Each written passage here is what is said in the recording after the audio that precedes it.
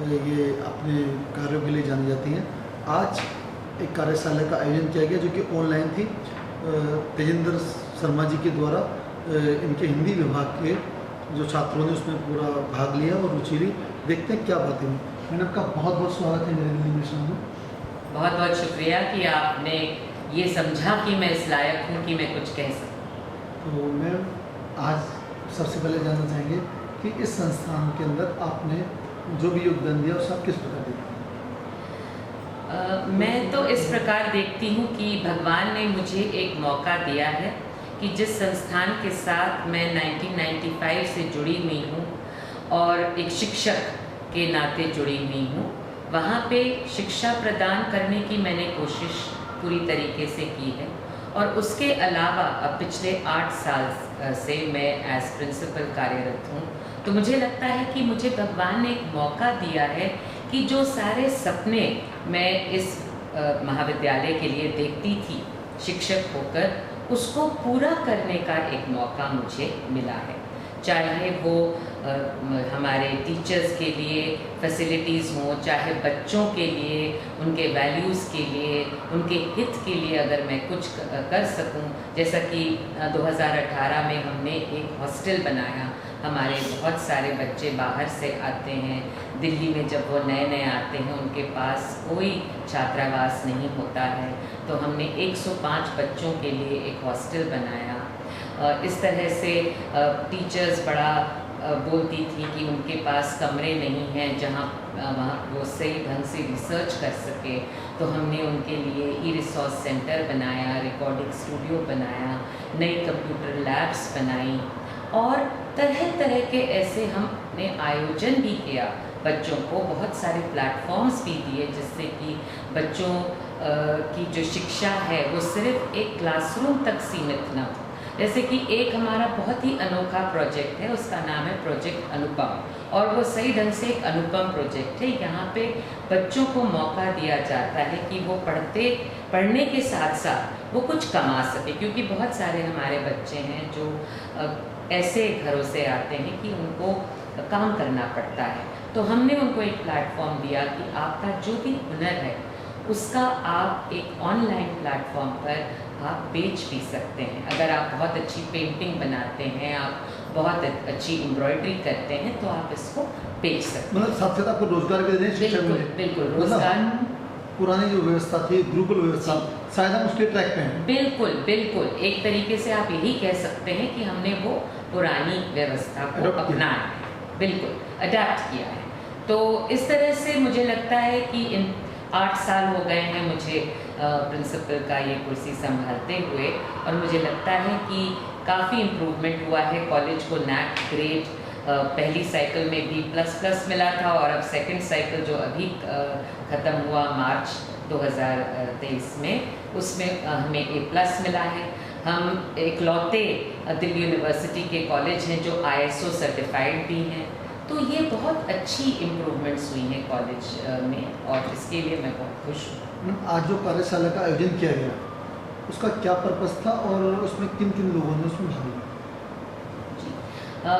हमें हमेशा लगता है कि हमारे बच्चे जो हैं उनको अच्छे अवसर नहीं मिलते हैं।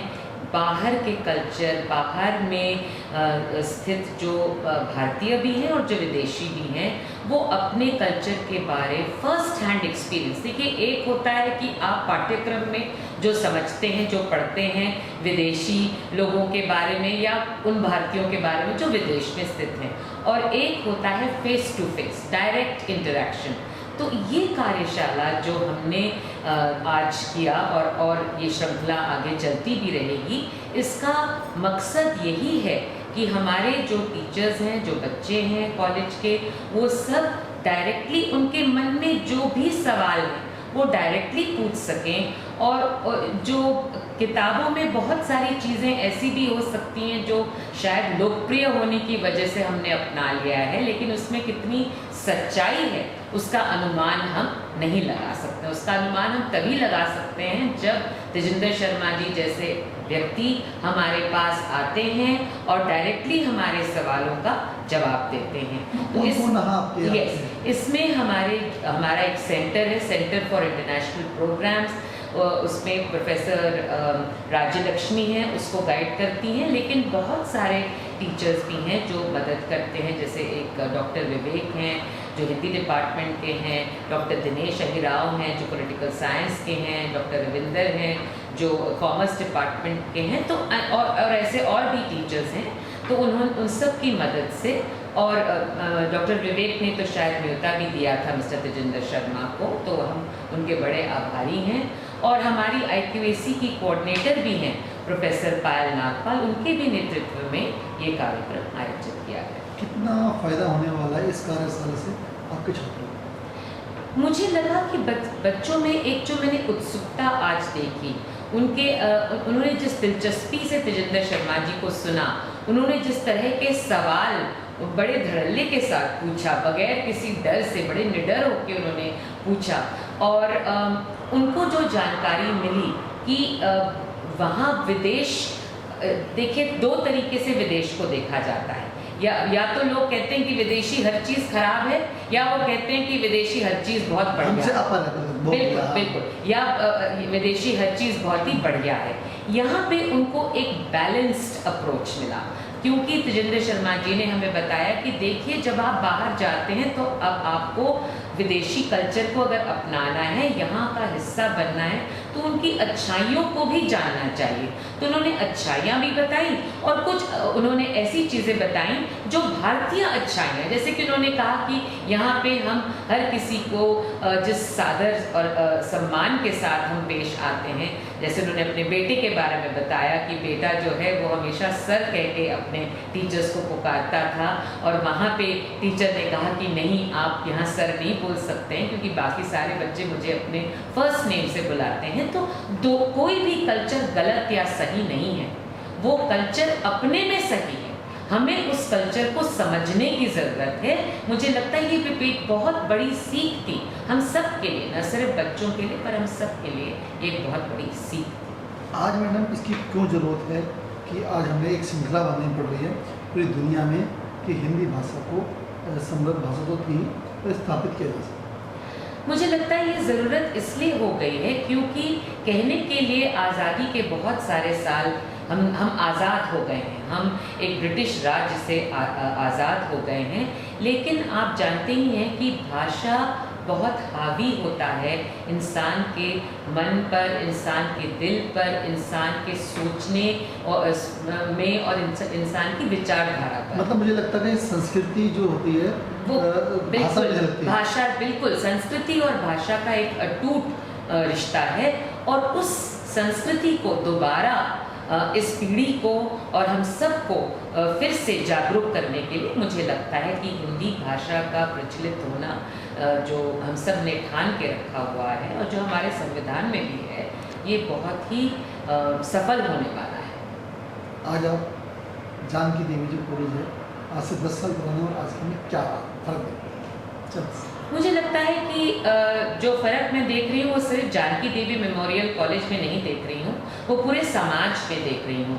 ये समाज एक ऐसा समाज है जहाँ पे बदलाव बहुत तेज़ी से आ रहा है, और हमारे कॉलेज में भी मैं देख रही हूँ कि वो बदलाव बहुत बड़ी तेज़ी से आ रहा है। जैसे कि हमारे यहाँ ICT पहले इस्तेमाल होता नहीं था, अब हम टेक्नोलॉजी का बहुत इस्तेमाल करते हैं।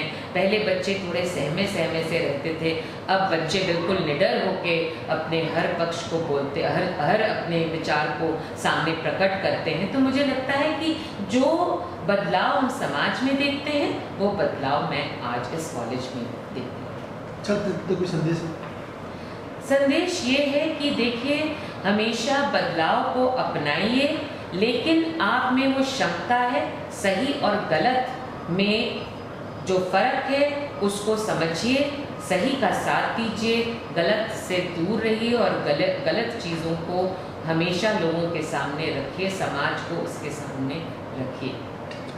तो ये थी प्रोफेसर स्वाति पाल जी, जो कि प्रधानाचार्य हैं जानकी देवी मेमोरियल कॉलेज की, और इन्होंने बताया किस प्रकार आज समृद्ध हिंदी हो रही है, किस प्रकार आज पूरी दुनिया में हिंदी का और भारतीय कल्चर का, और ये कहें कि भारतवर्ष के नागरिकों का स्वाभिमान और समृद्धि बढ़ रही है। मैं गोपाल राजपूत, मेरी दिल्ली मेरी शान की विशेष रिपोर्ट के लिए आज आपसे यहीं विदा लेता हूँ, रवि सिंह के साथ। नमस्कार।